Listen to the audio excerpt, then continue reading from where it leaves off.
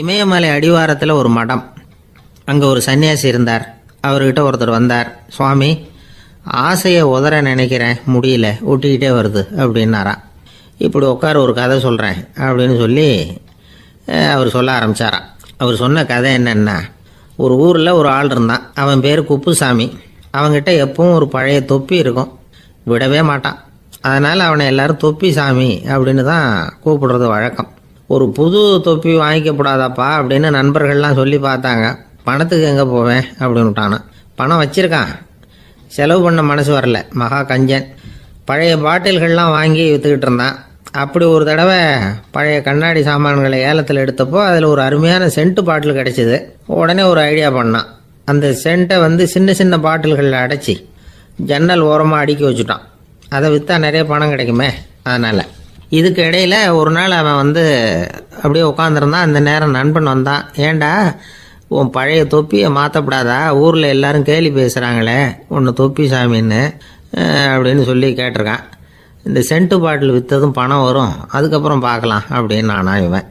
சரி வா, நீச்சல் குளத்துக்கு போயிட்டு வருவோம் அப்படின்னு கூப்பிட்ருக்கான் நண்பன். 2 பேரும் போனாங்க. அதே நேரம் அந்த ஊர் நீதிபதியும் அங்கே குளிக்க வந்தாராம். அவர்கிட்ட இருந்தது விலை வசந்த ஒரு புது தொப்பி. அதை அங்கே இருந்த ஸ்டாண்டில் மாட்டிவிட்டு குளிக்க போனார். இதுக்கிடையில் குப்புசாமி குளிச்சுட்டு வந்தான். அவனுடைய பழைய தொப்பியை காணலை. அந்த புது தொப்பியை பார்த்தா இது நண்பனுடைய வேலை தான் அப்படிங்கிறதாக புரிஞ்சுக்கிட்டு அதை எடுத்து மாட்டிகிட்டு வந்துட்டான். நீதிபதி குளிச்சுட்டு வந்து பார்க்குறாரு, தொப்பியை காணும். போலீஸில் புகார் கொடுத்தார். அவங்க தேடினாங்க. ஒரு மூலையில் பழைய தொப்பி கிடச்சிது. அடடா, இது நம்ம குப்புசாமியோட தொப்பி இல்லையா அப்படின்னு நானா ஒருத்தன்.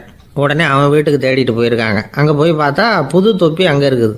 உடனே அவனுக்கு 1000 ரூபா அபராதம் போட்டாங்களாம். அவன் பணத்தை கட்டிவிட்டு ரொம்ப எரிச்சலோடு வீட்டுக்கு வந்தான். பழைய தொப்பி கண்ணில் பட்டது. மறுபடியும், உன்னால் தானே எனக்கு 1000 ரூபா நஷ்டம் அப்படின்னு சொல்லி அதை எடுத்துக்கிட்டு அப்படி போயிருக்கான். அந்த ஊர் குளத்தில் வீசி எரிஞ்சிட்டு வந்துட்டான். அது மீன் பிடிக்கிற ஒருத்தன் கையில் சிக்கிச்சு. அவன் வர்ற வழியில் அதை எடுத்து வேகமாக வீசி எறிஞ்சான். அது நேராக குப்புசாமி வீட்டு ஜன்னல் வழியாக உள்ளே இந்த சென்ட்டு பாட்டில்கள் மேலே விழுந்து எல்லாம் உடஞ்சி நொறுங்கி போச்சு. குப்புசாமி பார்த்தான். தோட்டத்தில் ஆழமாக ஒரு குழியை வெட்டினான். அந்த தொப்பியை போட்டான், மூடிவிட்டான். இதை அடுத்த வீட்டுக்காரன் பார்த்தான். ஏதோ புதையல் தான் வச்சுருக்கான் போல இருக்குன்னு நினச்சான். போலீஸில் போய் புகார் கொடுத்துட்டான். மறுபடியும் போலீஸ் குழியை தோண்டினாங்க. பழைய தொப்பி மறுபடியும் வெளியில் வந்தது. எல்லோரும் சிரிக்கிறாங்க. அன்னைக்கு ராத்திரியே அந்த தொப்பியை எடுத்துக்கிட்டு நேராக புறப்பட்டான். ஒரு கல்லில் அதை சேர்த்து கட்டி குடிநீர் தொட்டி இருக்கும்ல, அதில் போட்டுட்டு வந்துட்டான். இனிமேல் என்ன பண்ணும் பார்ப்போன்னு. ஒரு நாள் திடீர்னு குழாயெல்லாம் அடைப்பட்டு போச்சு. மாநகராட்சி அலுவலர்கள் என்னன்னு பார்த்தா அந்த பழைய தொப்பி குழாயை அடைச்சிக்கிட்டு இருக்குது. இது குப்புசாமியோட தொப்பிங்கிறது தான் எல்லாருக்கும் தெரியுமே. உடனே குடிநீரை பாழாக்கணத்துக்காக குப்புசாமிக்கு கோர்ட்டு 2500 ரூபா அபராதம் போட்டுவிட்டுது. அதையும் கட்டிவிட்டு வெளில வந்தான். கடைசியாக முடிவு பண்ணான். ஒரு நெருப்பு குச்சியை கிழிச்சான். தொப்பியை கொளுத்தினான். எரிஞ்சது. எடுத்து வெளில எரிஞ்சான். கொஞ்ச நேரத்தில் தீ அணைப்பு படம் வந்துட்டுது. ஆமாம், இவன் எடுத்து எரிஞ்சது வெளியில் விழுந்து வீட்டு கூரையே பற்றிக்கிட்டு எரிய ஆரம்பிச்சுட்டுது. அவனோட பணத்தாசையும் அதோட சேர்ந்து எரிஞ்சு போச்சான். இப்படி ஒரு கதை. இந்த கதையை சொல்லி முடித்தார் அந்த இமயமலை அடிவாரத்தில் இருந்த சன்னியாசி. இப்போ அந்த குப்புசாமி எங்கே இருக்கிறான்னு கேட்டார் எதிரில் இருந்தவர். இதோ உன் எதிரிலே இருக்கிறான், நான் தான் அந்த குப்புசாமி அப்படின்னாரான் அந்த சன்னியாசி. அந்த குப்புசாமி கிட்ட இருந்தது மாதிரி ஒரு பழைய தொப்பி நம்ம ஒவ்வொருத்தர்கிட்டையும் உண்டு. அதை எப்படி தொலைக்கிறதுன்னு தெரியாமல் தடுமாறிக்கிட்டு இருக்கிறோம். அது என்ன தொப்பிங்கிறீங்களா? அதுதான் நம்மை சூழ்ந்திருக்கிற மாயை அப்படிங்கிறார் சுவாமி சின்மயானந்தர். மெய்ஞானம் கிடைக்கிறப்போ மாயை எரிஞ்சு போகும் அப்படிங்கிறது அவருடைய கருத்து.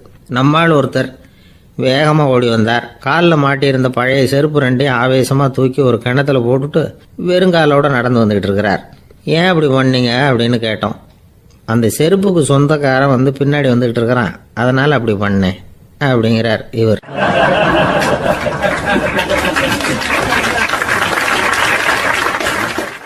காசியில் இருக்கிற கடவுள் காசி விஸ்வநாதர், அங்கே இருக்கிற தேவி காசி விசாலாட்சி.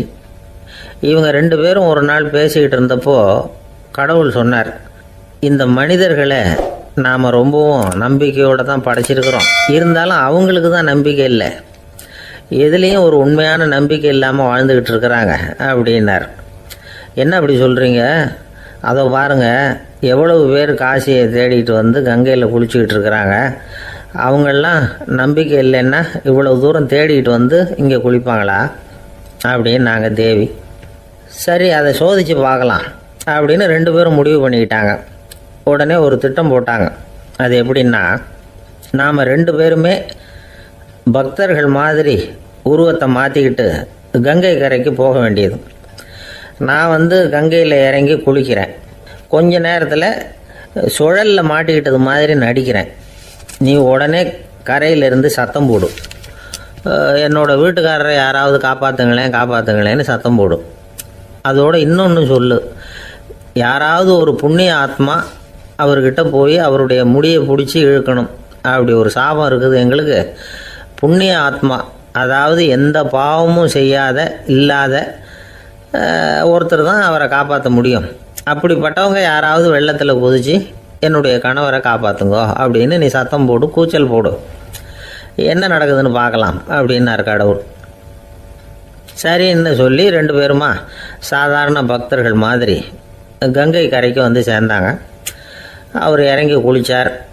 திட்டம் போட்டது மாதிரியே சுழலில் மாட்டிக்கிட்டது மாதிரி கத்துனார். கரையில் இருந்த அந்த அம்மா, ஐயோ என் கணவரை காப்பாற்றுங்களேன், யாராவது காப்பாற்றுங்களேன்னு கத்துனாங்க. பல பேர் ஓடி வந்தாங்க. உடனே இவங்க, பாவம் இல்லாத புண்ணிய ஆத்மா ஒருத்தரால் தான் என்னுடைய கணவர் காப்பாற்றப்படணுங்கிறது விதி, அப்படி ஒரு சாபம் இருக்குது, அதனால் புண்ணிய ஆத்மா யாராவது அவர்கிட்ட போய் அவர் முடியை பிடிச்சி தூக்குனா அவரை காப்பாற்றி விடலாம் அப்படின்னாங்க. இவங்க இப்படி சொன்னதும் எல்லாரும் திகைச்சு போய் நின்றுட்டாங்க. ஒவ்வொருத்தருக்கும் அவங்க செஞ்ச பாவம்லாம் ஒவ்வொன்றா ஞாபகத்துக்கு வர ஆரம்பிச்சுட்டுது. சரி, இதுக்கு நாம் லாயக்கு இல்லை அப்படின்னு சொல்லி ஒதுங்கி போக ஆரம்பிச்சிட்டாங்க எல்லாம். இந்த சமயத்தில் யாரோ ஒருத்தர் வேகமாக ஓடி வந்தார். ஆற்றுல குதிச்சார். அவர்கிட்ட போனார், முடியை பிடிச்சார், தூக்குனார், அவரை காப்பாற்றி கரைக்கு கொண்டுட்டு வந்துட்டார். அப்படி காப்பாற்றின அந்த ஆளை இவங்க 2 பேரும் தனியாக கூப்பிட்டுக்கிட்டு ஒரு மண்டபத்துக்கு வந்துட்டாங்க. விசாரிக்கிறாங்க. நீ யாரப்பா அப்படின்னு கேட்குறாங்க. ஏதும் தெரியாத மாதிரி. நான் இந்த ஊர் அன்ன சத்திரத்தில் வேலை செய்கிற ஒரு சமையல்காரன் அப்படிங்கிறார். நீ கங்கையில் குளிக்கிறது உண்டான்னு கேட்டிருக்காங்க. நான் இந்த ஊர்லேயே தான் இருக்கிறேன், இருந்தாலும் தினமும் கங்கையில் குளிக்கிறது இல்லை, எப்பாவது ஒரு நாள் அங்கே குளிப்பேன் அப்படின்னார். கங்கையில் மூழ்கி எழுந்திரிச்சா பாவம்லாம் தொலையும்னு சொல்கிறாங்க. அப்படி இருக்கிறப்போ அங்கே இன்றைக்கி கங்கையில் குளிச்சுக்கிட்டு இருக்கிறவங்கெல்லாம் தங்களை புண்ணிய ஆத்மாவா நினைக்கல. கங்கையில் குளிக்காத நீ உன்னை புண்ணிய ஆத்மாவா நினச்சி என்னை காப்பாற்ற வந்திருக்கிற, அது எப்படி அப்படின்னு கேட்டார். அதுக்கு அந்த ஆள் சொல்கிறான், கங்கையில் குதித்ததுக்கு அப்புறம் தானே உங்களை காப்பாற்ற போகிறோம். அப்படி குதிக்கும் பொழுது என்னுடைய பாவம்லாம் போயிருக்கும்ல, நான் புண்ணிய ஆத்மாவாக ஆயிருப்பேனே, அதனால தான் துணிஞ்சு உங்களை காப்பாற்றினேன் அப்படின்னா. கடவுளும் தேவியும் அவனுக்கு காட்சி கொடுத்தாங்களாம். இப்படி ஒரு கதை உண்டு. அதாவது கங்கையில் குளிச்சுக்கிட்டு இருக்கிறவங்களுக்கே தங்களுடைய பாவம் போகுங்கிற நம்பிக்கை பரிபூர்ணமாக இல்லை. குளிக்காத ஒருத்தனுக்கு அந்த நம்பிக்கை இருந்தது. அதனால் அவனால் கடவுளை பார்க்க முடிஞ்சது. கடவுளை நாமளும் பார்க்க முடியுமா முடியாதா அப்படிங்கிற குழப்பம்லாம் நமக்கு வேண்டியதில்லை. நம்பிக்கையோடு வாழணுங்கிற உண்மையை மட்டும் இந்த கதையிலேருந்து புரிஞ்சுக்கிட்டால் போதும். ஏன்னா இந்த கதையை கேட்டுட்டு ஒரு நண்பன் குதர்க்கமாக ஒரு கேள்வி கேட்டான். ஏன் சார், கங்கையில் குளித்தா பாவம் போயிடும்னு சொல்கிறீங்களே, நான் எனக்கு வேண்டாத ஒருத்தனை அழைச்சிட்டு போய் கங்கையிலேயே தள்ளி விட்டுட்டு அதுக்கப்புறம் அங்கேயே முழுக்க போட்டுட்டு நான் செஞ்ச பாவத்தை அதுலேயே கழுவி விட்டுட்டு மறுபடியும் உங்ககிட்ட வந்துடுறேன்னு வச்சுக்கோங்க, நீங்கள் என்னை புண்ணிய ஆத்மான்னு ஏற்றுக்குவீங்களா அப்படிங்கிறான். ஆள் கொஞ்சம் ஆசைந்தான், நம்மளே அங்கே அழைச்சிட்டு போனாலும் போயிடுவான்.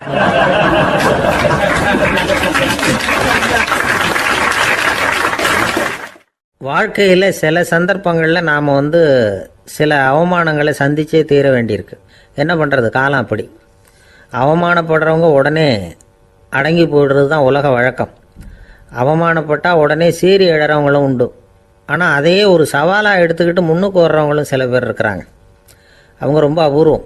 இன்றைக்கி மனோதத்துவ நிபுணர்கள்லாம் என்ன சொல்கிறாங்க தெரியுமா? அவமானப்பட்டுட்டா உடனே அடங்கி போயிடக்கூடாதான். அதையே ஒரு சவாலாக எடுத்துக்கிட்டு மனசில் ஒரு வைராக்கியத்தோடு முயற்சி பண்ணினா வாழ்க்கையில் எல்லாரும் முன்னேறலாமா. அவமானங்கிறத நாம் வைராக்கியமாக மாற்றிக்கணும். அதுதான் வெற்றிக்கு வழி. ராமர் இந்த பூமியில் பிறந்ததே ஒரு வைராக்கியத்தினால தான் சார் அப்படின்னார் ஒருத்தர். எப்படிங்க அது அப்படின்னு கேட்டேன்.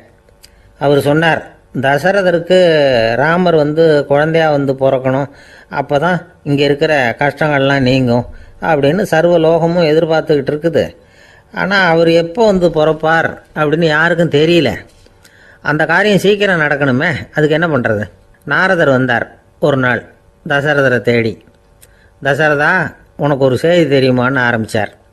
அவர் எப்பவும் இப்படித்தானே ஆரம்பிக்கிறது வழக்கம். என்ன விஷயம்னு கேட்டார் தசரதர். தசரதா, நீ அடிக்கடி உன்னோட தேரில் ஏறிக்கிட்டு தேவலோகத்துக்கு போகிற, அங்கே போகிற வர்ற எல்லாம் பண்ணிகிட்ருக்க, எல்லாம் சரி. தேவலோகத்துலேயும் உன்னை நல்லபடியாக தான் வரவேற்கிறாங்க. தேவேந்திரன் உன்னை பிரியமாக அழைச்சிட்டு போய் தன்னுடைய அரியாசனத்திலேயே தனக்கு பக்கத்திலேயே உட்கார வைக்கிறான். நீயும் சந்தோஷமாக உட்காந்து பேசிவிட்டு வந்துடுற.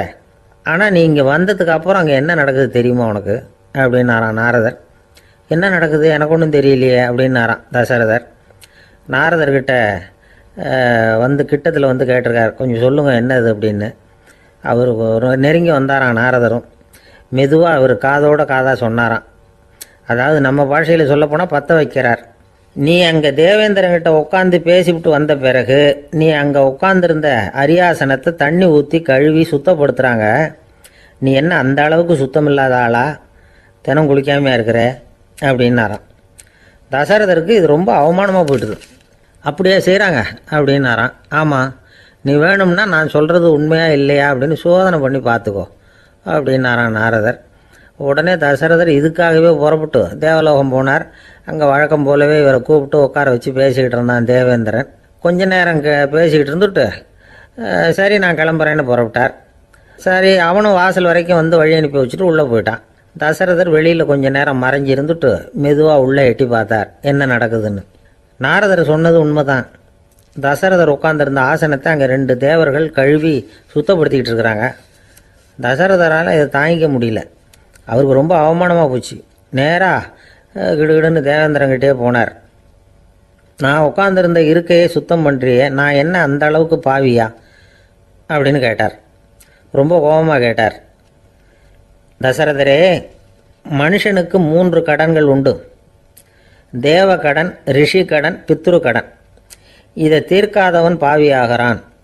இதில் மகனை பெறுவதால் தான் பித்ரு கடன் தீரும். உனக்கு மகன் கிடையாது, அதனால் நீ பாவி ஆகிற.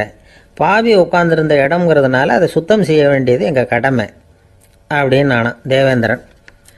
இந்த இடத்துல தசரதருக்கு ஏற்பட்ட அவமானம் ஒரு வைராக்கியமாக மாறிச்சு. தேவேந்திரனே கேட்டுக்கோ, ஒரு மகனை பெற்ற பிறகு தான் இந்த சபையில் மறுபடியும் அடி எடுத்து வைப்பேன் அப்படின்னு சொல்லிவிட்டு போயிட்டாரான். போய் புத்திர காமேஷ் யாகம் பண்ணார். புத்திரர்கள் பிறந்தார்கள். இந்த கதையில் உள்ள கருத்து என்னன்னா, தேவேந்திரன் தசரதரை அப்படி அவமானப்படுத்தலைன்னா அவருக்கு இப்படி ஒரு வைராக்கியம் பிறந்திருக்குமா? யோசிச்சு பார்க்கணும். நமக்கு ஏற்படுகிற சில அவமானங்களையும் வைராக்கியமாக மாற்றிக்குவோம். அப்படி மாற்றிக்கிட்டோம்னா வாழ்க்கையில் முன்னேறலாம்.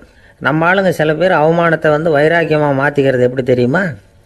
நம்மக்கிட்ட ஒரு பையன் சொன்னான், எங்கள் அப்பா என்னை எல்லாருக்கும் முன்னாடி வச்சு திட்டிவிட்டார், பொறுப்பு இல்லாமல் ஊர் சுற்றுறேன்னு சொல்லி அவமானப்படுத்தி விட்டார். இனிமேல் நீ என் முகத்திலேயே முழிக்காதரா போடான்னு வேற சொல்லிவிட்டார். எனக்கு ரோஷம் வந்துட்டுது. அந்த அவமானத்தை வைராக்கியமாக மாற்றிக்கிட்டேன்.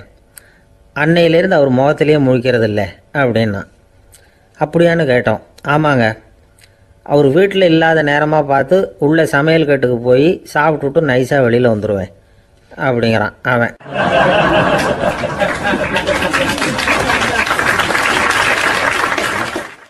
ஜவஹர்லால் நேரு பிரதமராக இருந்த சமயம் அவர் ஒரு தடவை சென்னைக்கு வந்திருக்கிறார். இங்கே சில முக்கிய நிகழ்ச்சிகளில் கலந்துக்கிறதுக்காக வந்திருந்தார். ஆளுநர் மாளிகையில் ஒரு நாள் ராத்திரி தங்கி மறுநாள் புதுடெல்லி புறப்படுறதாக ஏற்பாடு. நிகழ்ச்சியிலெல்லாம் முடிச்சுக்கிட்டு ஆளுநர் மாளிகையில் தங்கியிருக்கிறார். அன்றைக்கு இரவு படிக்கிறதுக்கு ஒரு முக்கியமான புத்தகம் அவருக்கு தேவைப்பட்டது. அந்த சமயத்தில் உலக அளவில் ஒரு முக்கியமான பொருளாதாரம் சம்பந்தமான ஒரு புத்தகம் வெளியாகி இருக்கிற விஷயம் அவருக்கு தெரியும். அந்த புத்தகம் மெட்ராஸுக்கு வந்திருக்குமா, அது இங்கே கிடைக்குமா அப்படின்னு விசாரிச்சிருக்கிறார் நேருஜி. அவர் இப்படி கேட்ட உடனே அங்கே இருந்தவங்கெல்லாம் ரொம்ப பரபரப்பாக செயல்பட ஆரம்பிச்சுட்டாங்க. முக்கியமான இடங்கள்ல எல்லாம் விசாரிச்சிருக்கிறாங்க அந்த புத்தகம் உங்ககிட்ட இருக்கான்னு. சென்னையில் உள்ள கன்னிமாரா நூல் நிலையத்துக்கு எப்படியும் அந்த புத்தகம் வந்திருக்கணும் அப்படின்னு ஒரு நம்பிக்கை. அங்கே விசாரித்தாங்க. அந்த புத்தகம் 2 நாளைக்கு முன்னாடி தான் அங்கே வந்திருக்குது அப்படிங்கிற விஷயம் தெரிஞ்சுது. உடனே எல்லாரும் அங்கே ஓடினாங்க. அவங்களுக்கு இன்னொரு சந்தேகம். புத்தகம் வந்திருக்கு சரி, அது இந்த சமயத்தில் வேற யாரும் படிக்கிறதுக்கு எடுத்துகிட்டு போயிருக்கக்கூடாதே அப்படிங்கிற சந்தேகம். இருந்தாலும் மனசுக்குள்ள ஒரு தைரியம். இப்படி ஒரு புத்தகம் வெளிவந்திருக்கிற விஷயமே நேருஜி சொல்லி தான் நமக்கே தெரியும். அதுவும் இல்லாமல் உலக பொருளாதாரம் சம்பந்தமான ஏதோ ஒரு புத்தகம் அது. அதை போய் இந்த நேரத்தில் அவ்வளவு ஆர்வமாக யார் எடுத்துகிட்டு போயிட போகிறாங்க அப்படிங்கிற தைரியம். இந்த தைரியத்தோடு அந்த நூல் நிலையத்துக்கு ஓடினாங்க. புத்தகத்தை தேடுனா அது கிடைக்கல. யாரோ எடுத்துகிட்டு போயிருக்கிறாங்க. நேருவுக்கு மட்டுமே தெரிஞ்சிருந்த அந்த புத்தகம் பற்றின விஷயம் சென்னையில் வேற ஒருத்தருக்கும் தெரிஞ்சிருக்குது. உடனே எல்லாரும் பரபரப்பாக அந்த அதுக்குன்னு இருக்கிற ரிஜிஸ்டர் இருக்குல்ல, பதிவேடு, அதை புரட்டி பார்க்குறாங்க யார் எடுத்துகிட்டு போகிறாங்கன்னு தெரிஞ்சுக்கிறதுக்காக. எடுத்துகிட்டு போனவங்க அதில் கையெழுத்து போட்டிருப்பாங்கல்ல, அதை பார்த்து யாருன்னு தெரிஞ்சுக்கலாம் அப்படிங்கிறதுக்காக தான் அதை புரட்டுறாங்க. அதோ அந்த புத்தகத்தோட பேர் பக்கத்தில் அதை எடுத்துக்கிட்டு போனவங்க கையெழுத்து உத்து பார்க்குறாங்க எல்லாரும். அதில் போட்டிருக்குது பேர் CN அண்ணாதுரை அப்படின்னு எழுதியிருந்தது. அவர் தான் பேரறிஞர் அண்ணா. நேரு படிக்க விரும்பின ஒரு புத்தகத்தை அதே நேரம் படிக்க விரும்பின இன்னொரு தலைவர் இவர். படிக்கிறதுல அவருக்கு இருந்த ஆர்வத்தை நாம் தெரிஞ்சுக்கணும்னா அதுக்கு எவ்வளவோ சம்பவங்கள் இருக்குது. கடைசி காலத்தில் அவர் அடையாறு மருத்துவமனையில் படுத்திருக்கிறார். அவருக்கு ஒரு முக்கியமான அறுவை சிகிச்சை செய்ய வேண்டியிருக்குது அவசரமாக. அமெரிக்காவிலேருந்து டாக்டர் மில்லர் வந்திருக்கிறார். அவர்கிட்ட கேட்குறார், டாக்டர் நாளைக்கே அறுவை சிகிச்சை செய்ய போகிறீங்களா அப்படின்னு. ஆமாங்கிறார் டாக்டர் மில்லர். நாளைக்கு மறுநாள் செஞ்சுக்கிறேனே அப்படின்னாரான் அண்ணா. ஏன் ஏதாவது நாள் பார்க்குறீங்களான்னு கேட்டிருக்கார். இல்லை, ஒரு புத்தகத்தை படிச்சுக்கிட்டு இருக்கிறேன், அதை நாளைக்குள்ளே முடிச்சிருவேன், அதுக்கப்புறம் நான் இறந்தாலும் கவலை இல்லை அப்படின்னாரான் இவர். அவர் தான் அறிஞர் அண்ணா. சங்ககால நூல்கள்லேருந்து சமீபத்தில் வந்த நூல்கள் வரைக்கும் எல்லாம் அவர் படிச்சிருக்கிறார். ஒரு திருமண விழாவில் அவர் பேசும்பொழுது சொன்ன விஷயம் இது. சங்க காலத்தில் காதலியை மணக்க விரும்புகிறவனுக்கு அவனுடைய தந்தை வீர சோதனைகள்லாம் வைப்பார். போய் புலிப்பல் கொண்டுக்கிட்டு வா, அப்போ தான் என் பொண்ணை கொடுப்பேன் அப்படின்னு சொல்லுவார். காதலன் உடனே காட்டுக்கு போவான், ஒரு புலியை கொன்று அதனுடைய பல்லை கொண்டுக்கிட்டு வருவான். அதை வீர பதக்கத்தில் பதிச்சு அவனுக்கு மாமனார் சூட்டுவார் கல்யாண சமயத்தில். இப்போலாம் காதலன் கிட்ட அப்படி சொல்ல முடியாது. இப்போலாம் காதலன் கிட்ட காட்டுக்கு போய் புலிப்பல் கொண்டுக்கிட்டு வான்னு யாராவது சொன்னால் புலி தான் மாப்பிள்ளையாக வந்து சேரும் அப்படின்னார்.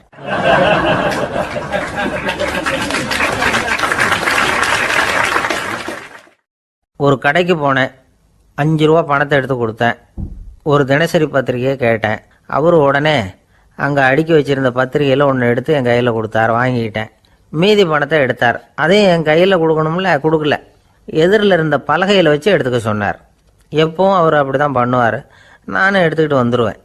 இவர் ஏன் இப்படி பண்ணுறாருங்கிறது எனக்கு ரொம்ப நாளாக ஒரு சந்தேகம். ஒரு நாள் அவர்கிட்டயே இதை கேட்டுவிட்டேன். ஏங்க, நீங்கள் உங்கள் கடைக்கு வந்து பொருள்கள் வாங்குறவங்களுக்கு நீங்கள் பாக்கி சில்லறையை கொடுக்குறப்போ பலகையில் வச்சு விட்றீங்க, கையில் கொடுக்க மாட்டேங்கிறீங்களே, ஏன் அப்படின்னு கேட்டேன். காசை கையில் கொடுத்தா நம்மக்கிட்ட இருக்கிற லட்சுமி போயிடுவா சார் அப்படின்னார். அதாவது பணம் செலவாயிடும் அப்படின்னு அர்த்தமா. இன்னொரு நண்பர், அவர் ஒரு நாள் வழக்கத்துக்கு மாறாக ரொம்ப சோகமாக உட்காந்துருக்கிறார். ஏங்க என்னாச்சு, ஏன் இப்படி கப்பலே கவிழ்ந்தது மாதிரி உட்காந்துருக்குறீங்க அப்படின்னு கேட்டேன். கப்பலே கவிழ்ந்திருந்தா கூட நான் இப்படி கவலைப்பட மாட்டேன் சார், வேற ஒன்று நடந்து போச்சுன்னார். என்னன்னு கேட்டேன். என் உச்சந்தலையில் பல்லி ஒன்று விழுந்துட்டுதுன்னார். அதுக்காகவா இப்படி அப்படின்னு ஆச்சரியப்பட்டேன்.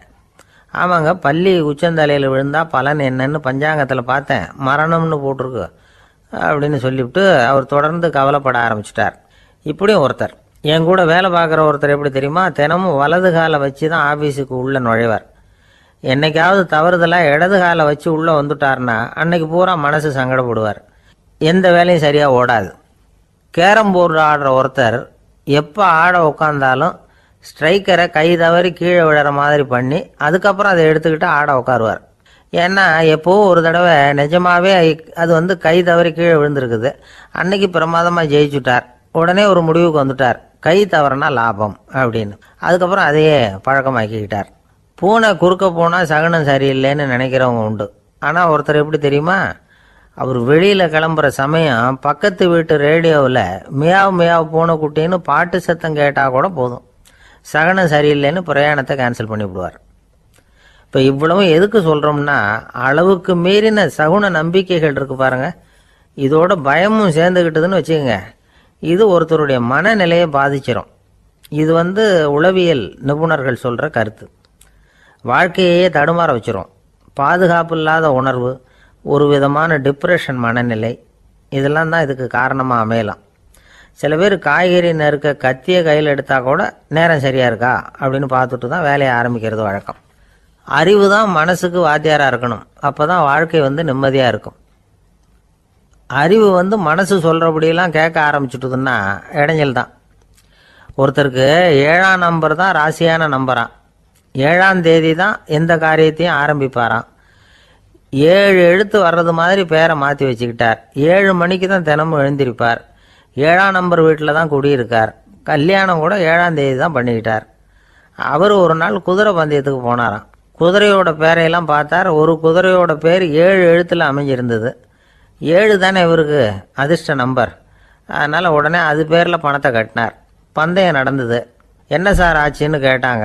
நான் பணம் கட்டின அந்த என்னோட குதிரை 7ஆவதாக சேர்ந்தது சார் அப்படின்னாராம் சோகமாக.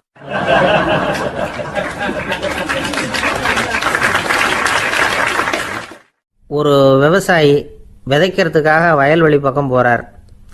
விதைகளை அள்ளி வீசினார். அப்போ என்ன ஆச்சுன்னா, சில விதைகள் பாதை ஓரத்தில் விழுந்தது. சில விதைகள் முள் செடிகள் மண்டி இருந்த புதருக்கு இடையில் விழுந்தது. சில விதைகள் நல்ல நிலத்தில் விழுந்தது. பாதை ஓரத்தில் விழுந்த விதை என்ன ஆச்சுன்னா, அதெல்லாம் பறவைகள் கண்ணில் போட்டுவிட்டுது. உடனே உட்காந்து கொத்தி தின்னுட்டு போட்டுது. அதிகமாக மண் இல்லாத பாறை பகுதியில் விழுந்த விதையெல்லாம் லேசாக வேர் விட்டு முளைக்க ஆரம்பிச்சிது. அதுக்கப்புறம் வேர் கீழேயும் ஆழமாக போக முடியல. மேலேயும் சூரிய வெப்பம் அதிகம் தாங்க முடியல. எல்லாம் காஞ்சி கருகி போட்டுது. புதர் பகுதியில் சில விதைகள் விழுந்தது இல்லையா, முள் செடிகள் காடாக மண்டி போயிருந்தது. அதனால் முளைச்சி வர்ற செடிக்கு நெருக்கடி அதிகமாக போட்டுது. சரியாக வளர முடியல. விளைச்சலும் சரியாக இல்லை. நல்ல நிலத்தில் விழுந்த விதைகள் மட்டும் நல்லா முளைச்சிது, நல்லா வளர்ந்தது. விளைச்சலும் பிரமாதமாக இருந்தது. இந்த கதையை சொல்லிவிட்டு கேட்க செவியுள்ளோர் கேட்கட்டும் அப்படிங்கிறார் இயேசு பெருமான். ஆமாம், இயேசு கடலில் நின்ற படகு ஒன்றில் உட்காந்துருக்கிறார்.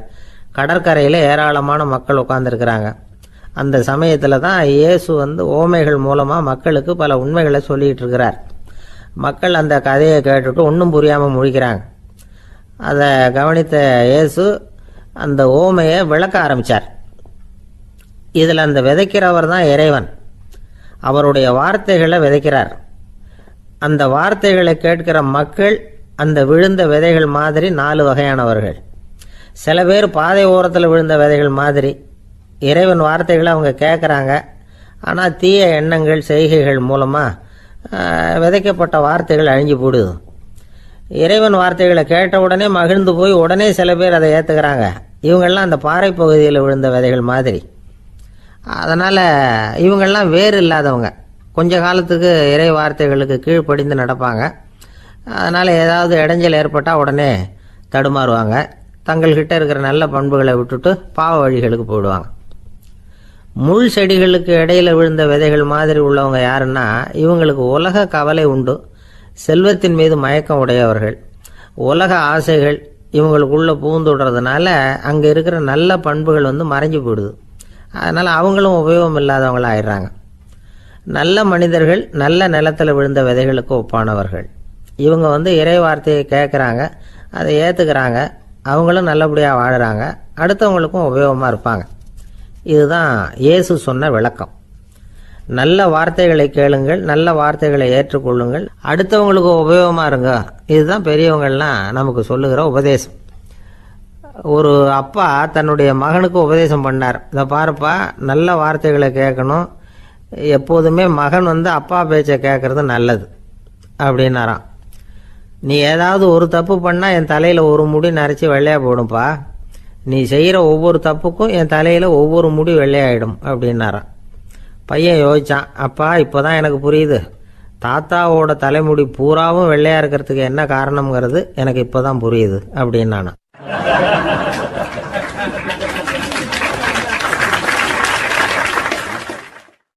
ஒரு ஊரில் ஒரு ராஜா இருந்தார். அவர் ஒரு பூனை வளர்த்தார்.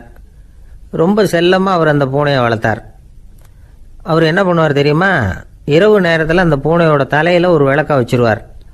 அந்த பூனை ரொம்ப ஜாக்கிரதையாக அந்த விளக்கு கீழே விழுந்துடாமல் பார்த்துக்கும். தலையை ஆட்டாமல் ரொம்ப நிதானமாக ராஜா பின்னாடி நடந்து போய்கிட்டே இருக்கும். அந்த விளக்கு வெளிச்சத்தில் எல்லா வேலைகளையும் செஞ்சுருவார். கையில் ஒரு விளக்கை தனியாக எடுத்துகிட்டு போக வேண்டிய அவசியமே இல்லை. விளக்கை தூக்கிட்டு போகிற வேலையை அந்த பூனை பார்த்துக்கும். அதனால் ராஜாவுக்கு அந்த பூனை மேலே ரொம்ப பிரியம். மந்திரிகளையெல்லாம் கூப்பிட்டு அவங்கக்கிட்ட சொல்லுவார், பார்த்தீங்களா இந்த பூனை எவ்வளவு விசுவாசமாக நடக்குது, என் பேரில் எவ்வளவு மரியாதை பார்த்தீங்களா அதுக்கு அப்படிம்பார். இதை கேட்டுவிட்டு அங்கேருந்து அமைச்சர்களில் ஒருத்தர் சொன்னார், மன்னா நீங்கள் சொல்கிறது சரிதான், இருந்தாலும் இந்த பூனையோட விசுவாசத்தை நாம் கொஞ்சம் சோதித்து பார்க்க வேண்டியிருக்கு அப்படின்னாராம். சரி, உங்கள் ஆசையை ஏன் கெடுக்கணும், நல்லா சோதிச்சு பாருங்க அப்படின்னு சொல்லிவிட்டார் ராஜா. உடனே அந்த அமைச்சர் என்ன பண்ணார் தெரியுமா, எங்கேயோ புறப்பட்டு போனார். ஒரு 5-6 எலிகளை பிடிச்சிட்டு வந்தார். அரண்மனையில் ராஜா ஏதோ வேலை பார்த்துக்கிட்டு இருக்கிறாரு. பக்கத்தில் அந்த பூனை ரொம்ப பணிவாக நின்றுக்கிட்டு இருக்குது. அது தலையில் விளக்கு எரிஞ்சிக்கிட்டு இருக்கு. அமைச்சர் தான் பிடிச்சிட்டு வந்த எலிகளை அந்த பூனை பார்வையில் படுறது மாதிரி எதிரில் விட்டார். அந்த எலிகள்லாம் அங்கேயும் இங்கேயும் ஓட ஆரம்பிச்சுது. அதை பார்த்தது பூனை, அவ்வளவுதான். தலையில் இருக்கிற விளக்கை பற்றியும் கவலைப்படலை, ராஜாவை பற்றியும் கவலைப்படல. ஒரே பாய்ச்சலாக பாஞ்சு எலிகளை துரத்த ஆரம்பிச்சுட்டுது. தலையில் இருந்த விளக்கு எங்கேயோ போய் விழுந்தது, அணைஞ்சு போச்சு. இருட்டில் ராஜா தடுமாற ஆரம்பிச்சுட்டார். இந்த சமயத்தில் அந்த அமைச்சர் மறுபடியும் விளக்கை ஏற்றினார். வெளிச்சம் வந்தது. அதுக்கப்புறம் அந்த அமைச்சர் பேசினார், அரசே, பூனையோட விசுவாசத்தை பார்த்தீங்களா?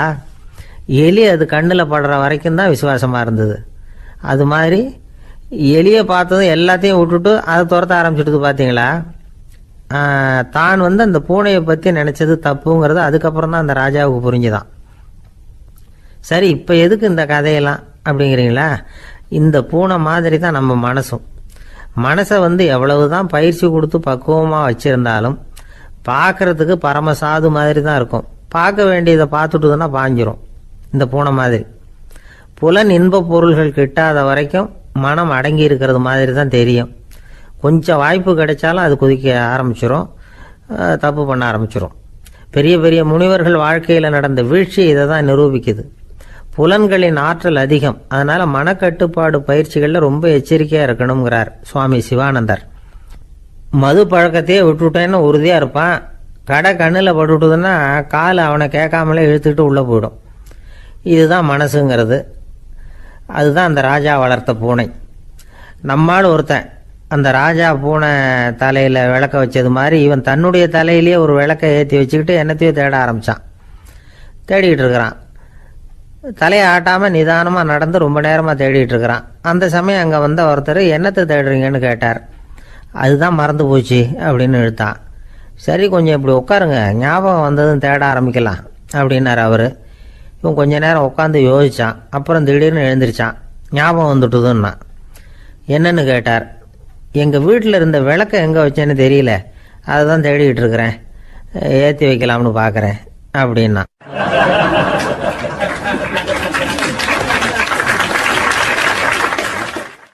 ஒரு ராஜா இருந்தார். நாடு பூராவும் நிறைய மரங்களை நட்டு வளர்க்கணுங்கிறது அவரோட ஆசை. தானே அதுக்கு முன்மாதிரியாக இருக்கணும்னு நினைச்சார். அரண்மனையை சுற்றி மரங்களை நட்டு வளர்த்தார். இதை பார்த்துட்டு ஜனங்களும் அவங்கவுங்க வீட்டை சுற்றி மரக்கன்றுகளை நட்டு வளர்த்தாங்க. கொஞ்ச காலத்தில் ஊர் பூரா பசுமையாக மாறிச்சு. எல்லாருக்கும் சந்தோஷமாக இருந்தது. இது ஒரு பக்கம் இருக்கட்டும். இப்போ நான் சொல்ல போகிற கதை வேற.